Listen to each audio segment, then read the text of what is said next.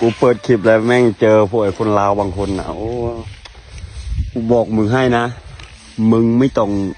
เลียแขนเลียขาคนไทยหรอกไอ้เหี้ยมึงยังไงก็เป็นลาวมึงไม่ใช่คนไทยหรอก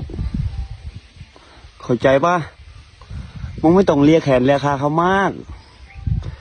ไอ้เหี้ยมึงทำอะไรก็ผิดกูบอกให้เพราะว่ามึงไม่ใช่คนไทย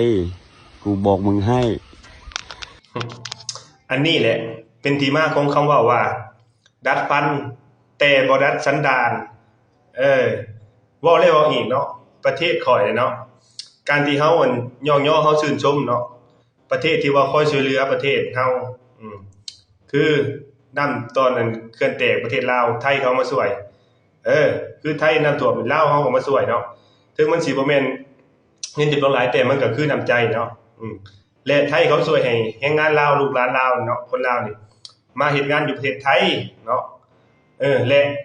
สำเนียงมึงนี่เว้าไทยแบบอุ้ยชัดเจนเลยเนาะมาอยู่ไทยบ่แม่น20กว่าปีแล้วบ่นี่น่ะฮะแสดงว่ามึงนี่ก็ได้เงินได้คำหลายจากประเทศไทยเนาะแสดงว่าเขาก็มีบุญคุณต่อมึงเนาะแต่การที่เฮามันย่อๆชื่นชมประเทศที่ว่าคอยช่วยเหลือเฮาเนาะมันบ่แม่นว่าการเรียกแข้งเรียกขาเนาะประเทศชุมเจ้านี่สิเฮาว่าเรียกแข้งเรียกขานี่ก็สร้างประเทศข่อยเฮาว่าการสำนึกในบุญคุณคนเนาะผู้มีพระคุณต่อเฮาบ่แม่นว่าเรียกแข้งเรียกขาเนาะอันนี้เลยเขาว่า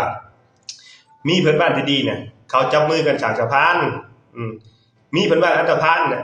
พาสร้างในศัตรูพาจะคิดเป็นสงครามเนาะพาไว้คิดเนาะดัดฟันแล้วก็ดัดสันดานแน่เนาะคิดเนาะมันบ่แม่นเรียกแข้งเรียกขาเนาะการที่ว่าความจริงเขาสิชมความจริงนะเขาช่วยเหลือเฮาเขาให้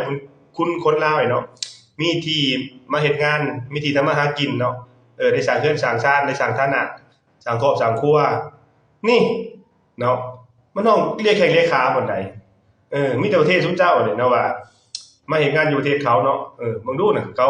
อันฝากเงินประคำกลับบ้านเนาะช่างบ่นำได้เงินได้คำเขาอันกลับบ้านเอาไปจูดเอาไป